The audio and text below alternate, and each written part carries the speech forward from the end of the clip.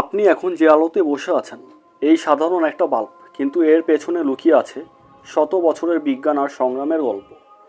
অনেকে মনে করেন বাল্ব আবিষ্কার করেছিলেন শুধু একজন মানুষ, কিন্তু আসল সত্যটা একটু ভিন্ন। আজ আমরা জানব বৈদ্যুতিক বাতির আসল ইতিহাস। বুঝে নাও চ্যানেলে নতুন হয়ে থাকলে সাবস্ক্রাইব করুন, এবং যারা ফেসবুক থেকে দেখছেন তারা ফলো করতে ভুলবেন না। চলুন শুরু করি।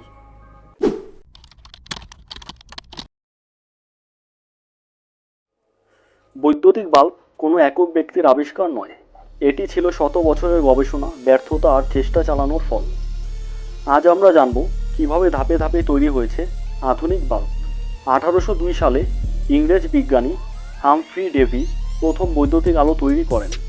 এটি ছিল এআরসি ল্যাম্প, যেখানে বিদ্যুৎ দুটি কার্বনের মাধ্যমে প্রভাবিত হয়ে তীব্র আলো তৈরি করত। কিন্তু সমস্যা ছিল, এটা খুব বেশি উজ্জ্বল আর ঘরের জন্য ব্যবহারযোগ্য না। এরপর অনেক বিজ্ঞানী চেষ্টা চালাতে থাকেন। জেমস বোম্যান এবং জোসেফ সোয়ান কার্বন ফিলামেন্ট আর ভ্যাকুয়াম ব্যবহার করে পরীক্ষা নিরীক্ষা শুরু করেন। তাদের লক্ষ্য ছিল কম বিদ্যুতে দীর্ঘ সময় আলো জ্বালানো। 1887 সালে হেনরি উডওয়ার্ড এবং ম্যাথুয়া ইভেন একটি বাল্ব তৈরি করে পেমেন্ট নেন, তবে সেটিও খুব বেশি কার্যকর ছিল না, দীর্ঘ সময় জ্বলত না।